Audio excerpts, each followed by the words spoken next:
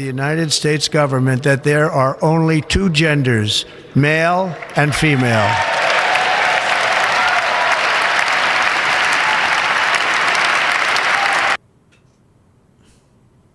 Quero ver mais aplausos.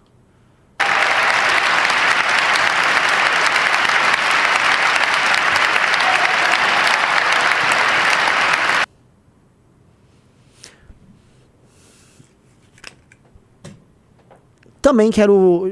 Isso é fácil, tá? Isso do ponto de... como eu já falei pra vocês, um presidente americano dispõe de muito mais meios de ação, muito mais poderes do que um presidente brasileiro. Até o Milei, né? O presidente argentino dispõe também de muito mais poderes pra agir do que aqui. O presidente no Brasil é um cara muito fraco.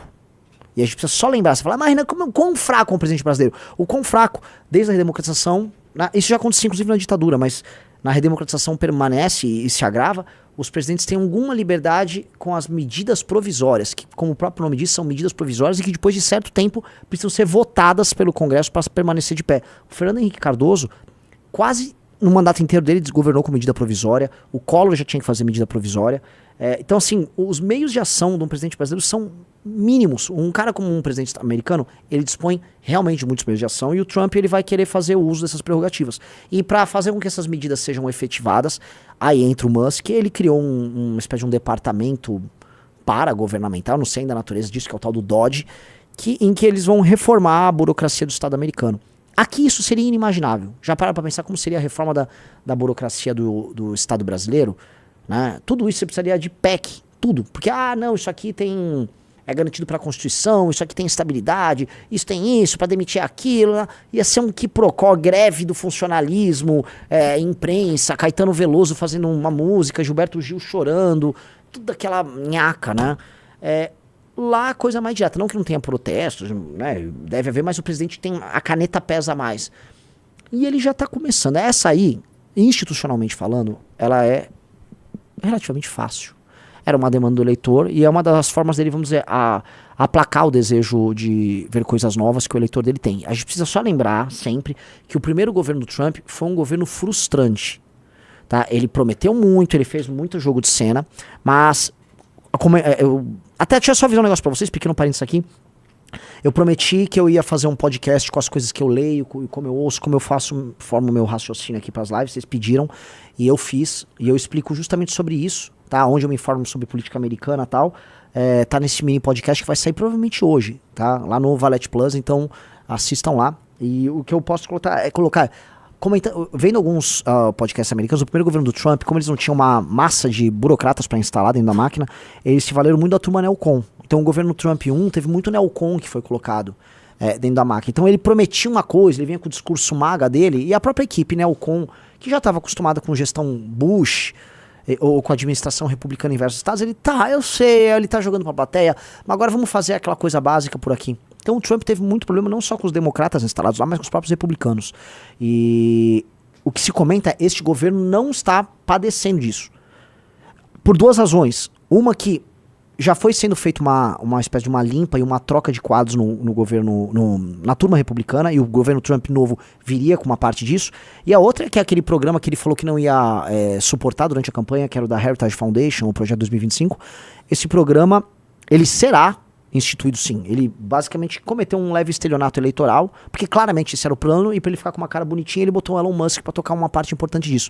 Mas uma parte desse plano passava por formar burocratas, e a Heritage formou burocratas na casa dos milhares. E é justamente, eles vão ter um estoque de material humano para começar a colocar em posições importantes para fazer essa espécie de reforma administrativa que está sendo tocada lá. Outra coisa é que eles têm uma ferramenta dentro do governo, dentro da legislação americana, que faz com que você consiga realocar por um período de 2 anos certos funcionários públicos de qualquer área, ou quase qualquer área. Então você vai realocando eles, você tira eles das áreas importantes, quem você não consegue, por exemplo, demitir, que é um caso específico, e aí você consegue fazer contratações temporárias para ocupar essas áreas, que é o que ele vai fazer agora. Então ele vai realocar no Departamento de Estado e outros departamentos importantes que eles têm problemas, uma série de pessoas que eles consideram problemáticas, aí eles vão substituir. E aí eles imaginam que com isso eles já vão dar meio que um choque de gestão com pessoas trabalhando por eles. Esse problema que eles enfrentam lá nos Estados Unidos é um problema similar em qualquer lugar do mundo, tá? Eu me lembro, eu vi, tá? Isso aqui não é mentira, e agora já passou o mandato dele, ele perdeu a eleição também, então eu posso falar. Quando o Marques era prefeito de Porto Alegre, tinha um problema grave com os concursados. Eu sei que vocês estão assistindo, adoram falar, não, é muito melhor um concursado que um comissionado. Eu vou falar a real pra vocês. Na maior parte dos casos, quando um comissionado é colocado para trabalhar, o comissionado é quem toca a gestão de um município. Não é o concursado. Ah, mas o concursado... Não. O concursado se sindicaliza e depois de certo tempo, uma parte muito importante dos concursados só quer cuidar, do próprio dinheiro e dois, do grupo político ao qual ele faz parte. Eu vi com estes olhos aqui, tá? Eu vi. O Marquesami, primeiro ele me falou, Renan, eu tenho que trabalhar com os comissionados, o concursado esquece. Inclusive os concursados estão de greve aqui na prefeitura, dentro da prefeitura. Aí eu fui ver, né? Fui visitar eles lá. Ah, não, olha essa sala aqui. Aí tinha uma sala que o concursado basicamente botou na porta fora a Marquesan. E aí, durante o dia, ele ficava dormindo na frente do computador assim. Aí eu falei, quê? Aí o cara não queria trabalhar, ele queria receber. Só que ele era petista, entendeu? Ele prestou um concurso, era petista, era sindicalizado, e ele decidiu que era um ato revolucionário dele, lá em Porto Alegre, não trabalhar. Então, cara, esse cara é um filho da puta. Agora, existem dezenas de milhares de pessoas como esse cara, como esses caras que eu vi. Eu vi uma sala inteira na prefeitura de Porto Alegre fazendo isso. Existem dezenas de milhares desses caras fazendo isso. Dezenas de milhares. E esses caras estão lá, eles têm opiniões políticas, né? Eles têm questionamentos sobre o funcionalismo muito importantes. E eles são, vamos dizer, o medo deles de serem punidos é muito baixo. Muito, muito baixinho. Então eles não ligam. Isso acontece também nos Estados Unidos. Não imagina que acontece. Então o Trump vai fazer isso é importante. E eu acho que aqui, de certa maneira, o Kim já falou isso aqui em live, a estabilidade, né, o direito adquirido, essas coisas vão ter que ser relativizadas, sim. Vão ter que ser relativizadas, sim. Porque aqui é um abuso geral, cara. Aqui as coisas se descamam pra palhaçada e pro absurdo em alta velocidade. Tem que ser relativizado, sim. É parte do jogo.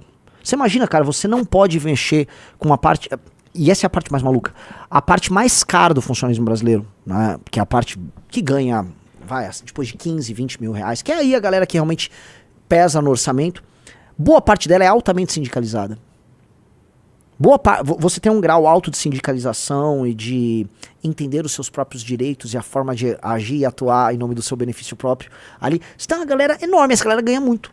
É essa galera que fica fazendo excursão pra Brasília, lembre-se sempre, ela faz excursão pra Brasília pra determinar ali, olha, não, vai ter votação do orçamento e precisa ter um aumento pra minha categoria, precisa ter um repasse pra isso, pra aquilo. É isso, essa galera existe, essa galera impacta e você paga a conta dessa galera. Logicamente, né, desculpa fazer essa digressão brasileira aqui, eu sei que vocês querem falar dos Estados Unidos, mas como a gente tem no Brasil talvez uma mentalidade solidária à malandragem alheia, né? É uma solidariedade a uma potencial participação na malandragem, do tipo assim, se o Marçal tá enganando os outros, eu vou meio que permitir que ele engane, porque um dia talvez possa ser eu enganando. Né? Essa é uma coisa muito brasileira. Então muitas pessoas são, sei lá, solidárias a um político corrupto, porque elas pensam, mas se eu tivesse no lugar eu também faria isso. E se ele for um cara meio ladrão, mas ele gostar das mesmas coisas que eu? Para, o cara é gente boa. Eu também roubava nessa merda. Então, como as pessoas têm uma solidariedade, uma malandragem alheia, porque elas podem ver, assim, imaginar que potencialmente elas vão ocupar aquela posição e não querem perder a chance também de dar a mamada ali. Então, as pessoas são um pouco lenientes com isso. As pessoas não têm a raiva que elas deveriam ter dessas coisas. Tá? Ó, o Hans Hira disse, para de falar de Brasil. Cara, tem que falar, né? Assim... eu não precisei ser deportado, mas a gente mora aqui no terceiro mundo, né? Cara, o Lula é o presidente, né?